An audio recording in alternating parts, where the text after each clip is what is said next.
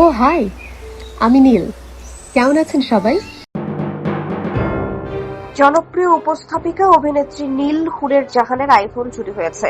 বাংলাদেশ শিল্পকলা একাডেমি প্রাঙ্গণ থেকে তার ব্যবহৃত আইফোন 17 প্রো ম্যাক্স মডেলের ফোনটি নিয়ে পালিয়েছে এক ব্যক্তি।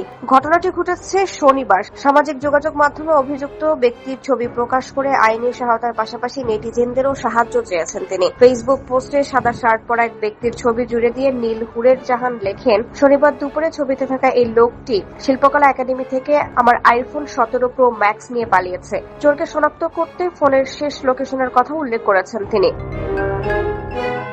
এই অভিনেত্রী আরো লেখেন, শেষবার লোকেশন দেখিয়েছে কোনাপাড়া ড্যামরা এলাকা। কেউ যদি এই লোককে দেখেন ফোন সহ বা ছাড়া দয়া করে জানানোর অনুরোধ রইল। তিনি আরো লেখেন, মোটামুটি একটু লম্বা সময় মিডিয়াতে কাজ করার অভিজ্ঞতায় আমি সবসময় শুটিং স্পট কিংবা কোনো ইভেন্ট প্রোগ্রামে প্রোডাকশন অ্যাসিস্ট্যান্ট, ক্রু মেম্বার যারা থাকে তাদেরকে খুবই বিশ্বাস করে আমার ফোন ব্যাগ দিয়ে রেখেছি কিংবা টেবিলে রেখেছি। এত লম্বা সময় কখনোই আমার বিশ্বাস ভঙ্গ হয়নি। কাছের মানুষ কেউ যদি এটি নিয়ে কিছু জিজ্ঞেস করতো আমি বিশ্বাসের সঙ্গেই বলতাম কিছু হবে না। আমার মনে হয় আমরা যারা কাজ করি অনেকেই তাই করি। তবে সম্প্রতি আমার নিজের সাথে ঘটে যাওয়া ঘটনা এবং তারপর আরো কয়েকটি ঘটনা জানার পর মনে হলো এই ব্যাপারটিকে কাজে লাগিয়েই একটি দুষ্টু চক্র বিভিন্ন প্রোগ্রাম কিংবা শুটিং স্পটে ক্রু সেজে ঢুকে পড়ে এবং একটা পর্যায়ে মূল্যবান জিনিস নিয়ে সরে পড়ে। সবাই যেন সচেতন হয় তাই শেয়ার করা। ব্যক্তিগতভাবে আগে পরিচয় নিশ্চিত হয়ে নিন। আমার মতো বোকামি করবেন না। ফোন চুরি প্রসঙ্গে নীল গণমাধ্যমে বলেন, শিল্পকলার একটি অনুষ্ঠানে গিয়েছিলাম। ক্রু সেজে লোকটি আমাদের সঙ্গে ছিল, আমাদের সাহায্য করছিল বাকিদেরও।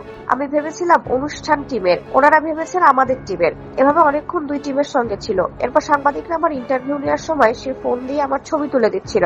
আমি ভাবছিলাম ভিডিওগ্রাফের সহকারী হয়তো, সে কারণে ছবি তুলছে। অন্যদিকে ভিডিওগ্রাফার ভেবেছেন আমার সহকারী।